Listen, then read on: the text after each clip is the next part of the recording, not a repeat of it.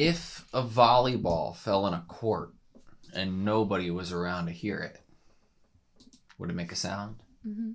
Yeah? Mm-hmm. Editor, cut that out. Hi, I'm Anna. And I'm Ben. And we're AutoSave. Welcome to our channel. Today we're watching Haikyuu Season 4, Episode 20. Captain's coming. The captain is coming.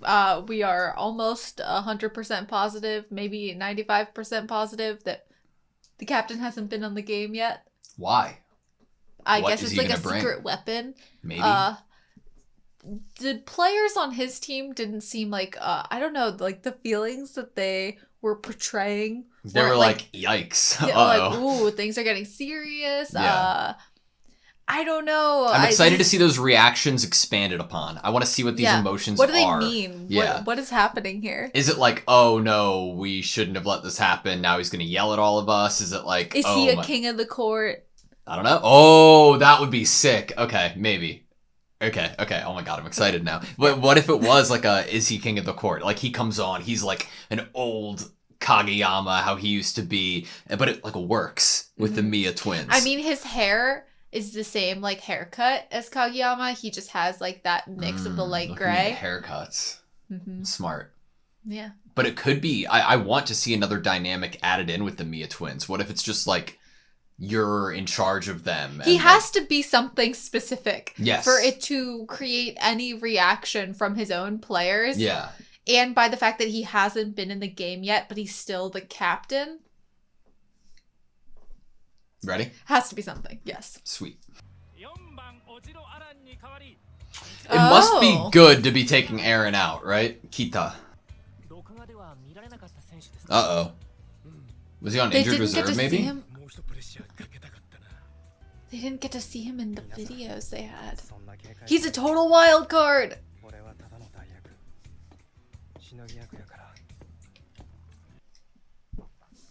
I don't believe any of that. You don't need to be scared of me. I'm just here to tide things over. He said I'm just a substitute. Is he not the captain? I think he's just trying to give off some aura that they shouldn't be wary of him, maybe? I see. There has to be more to it. Or he's really self-conscious, but he's good. Or he's strategically good at kind of taking up time to give his teammates, you know, a restful break. Maybe. Backstory.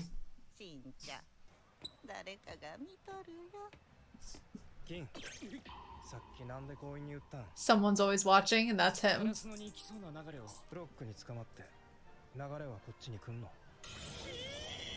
Cold. I did think he was cold to that first year.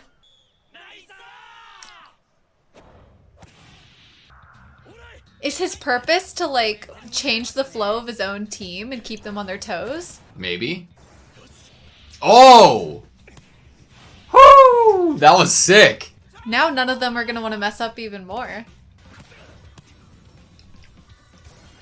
He knows exactly what their strategy is going to be. He's been watching the entire game. He knows where they're going to hit it. Oh my gosh. He's always watching. He's always going to be there where the ball's going to be. It was a good time to put him in too, actually.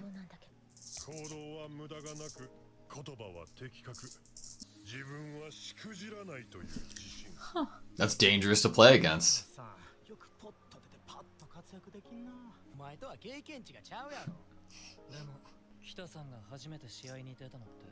Oh? So he's just spent this whole time watching. Image training.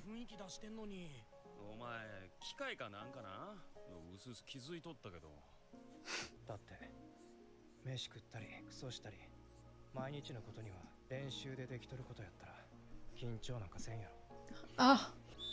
Wow. Interesting. And Yamaguchi's going in? Oh, Yamaguchi. Are you gonna get your heart broken? Wow.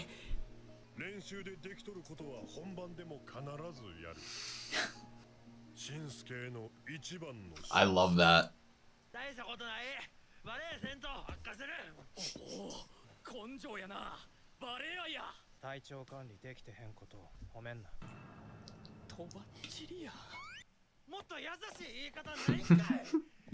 Oh, stop. Oh! He's my favorite character this entire show. Ever. Look at this. Oh my god. Oh, he's the best. He's like good motivation. I know. I think like if you need to live your life better and truer to yourself, you need a poster of his face on your wall to remind you. He's amazing. He got a uniform. Number 1. Oh! Oh!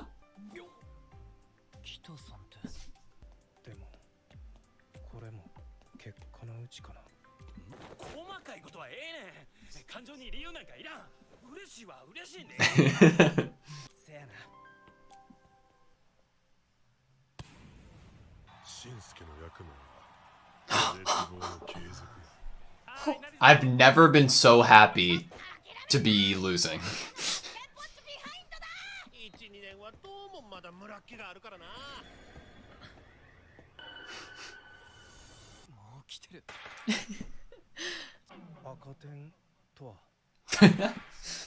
Of course the cat-like character would feel this way.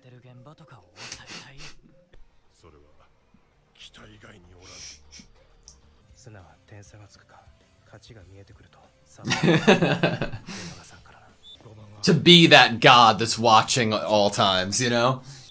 Oh. Oh. That was cool. I like being able to see him like lean over. 1-1.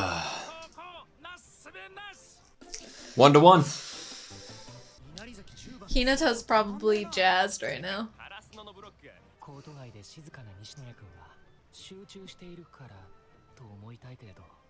But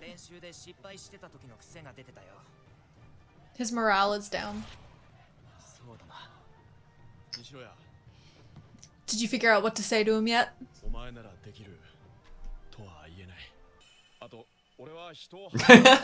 You own it. It's fine.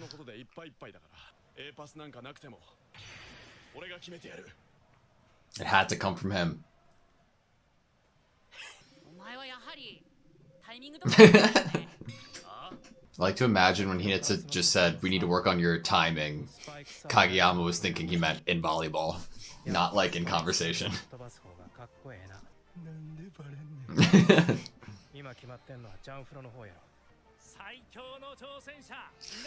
Whew. They just said the name of last episode, the Ultimate Challengers.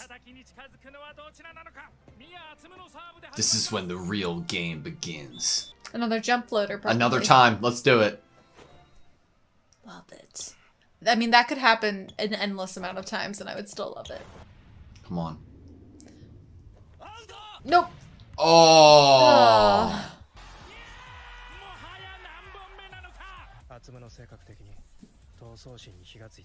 I like that. Knowing that. He wants to lengthen the despair and lengthen his own team's motivation. Yeah. Come on. Nice. Come on. Come on, Aussie.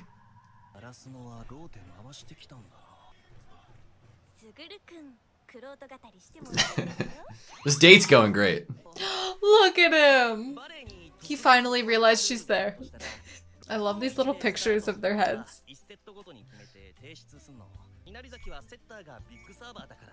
Ah. It's cute because he's talking about something he likes. And she's interested in learning.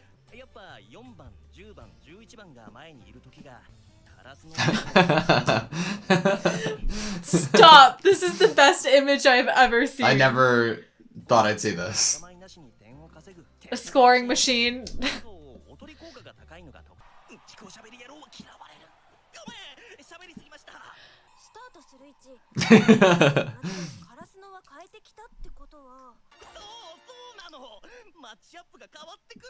I'm kind of invested in this like budding relationship.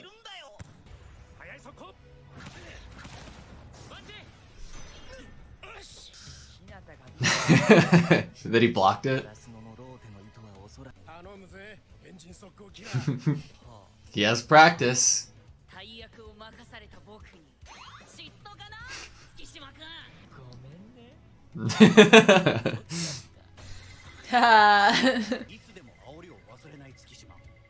And he slays. And he slays. Whoa.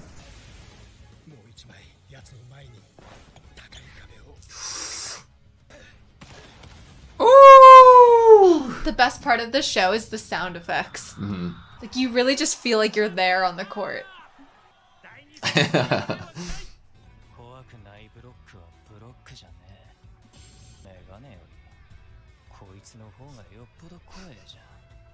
Just you wait. Suki, you gotta be more scary. Okay, that was Haikyuu, Season 4, Episode 20. I am so glad and refreshed. This is just what this story needed. We finally get some real development and an intro of a really interesting character, and that character being the romantic side to this guy in the audience that we've been watching for a while. I haven't seen the sweet side of him. Where he that's really come realizes out. that he's been kind of a know-it-all, kind of blabbing. He's been monologuing. Right, he's been monologuing, which I think he was worried would be something off-putting, but it seems like she is truly an active participant in this date, in these conversations. It seems like she is actually listening to what he's saying and learning about the game. Yeah. And then being able to ask informed questions or come up with her own informed ideas of what is happening down there. And honestly, it seems like they have great potential together, and I am very invested in their future. I'm right there with you, dude. I'm really happy to see it. It was cute. It was nice. She To have him feel understood it. blushy a little bit. Yeah, and like it just hearing his voice change when he was talking about something he was passionate in, and she honestly, she's kind of going the extra mile on this date, and you got to appreciate that. She definitely is putting her best foot forward in showing. I mean, one of the most amazing and loving and flattering things you can do to someone is at least humor them on the things that they're interested in. Yeah. But to genuinely try to realize or see why they are so in love with the thing that they're in love with. Yeah. She wants us to work out. She wants us to be a good date. Yeah. Also, we got Kita Shinsuke. One of my favorite characters in this entire series. Honestly, hands down, one of my favorite characters in this entire series. When he started crying upon being given the uniform, and we had seen that with having learned kind of this off-topic little information. Oh, he didn't have a uniform in middle school even. And then we see that shot after already having that little tiny piece of information was just so much cuter and sweeter. And oh my gosh, telling Mia to leave because he's sick, but when Mia goes into the locker room and there's a care package, it's obvious that he noticed that Mia was sick before anyone else did and ran to the store to get that stuff. But he also knew that he was going to try to play anyway almost, so that's why he brought the stuff to the locker so he could leave it there. So he'd pick it up on the way out. There were so many little things that happened around his character this episode that I really resonated with or really liked. One of the first things we heard from him was that the best praise for him would not act surprised. I love that. His whole thing is doing what's routine, doing what's expected. If you can do it in practice, you can do it in the game. Yeah, consistency. And if he does something amazing, you should know that he's capable of that and not act surprised of it. Just because he can do that extraordinary thing in a game doesn't mean that's his expectation of himself. You can't doubt him. Yeah. And to be surprised by him being able to pull something off that he's done before is disrespectful to him, because he strongly believes that if he's done it before, he can do it again.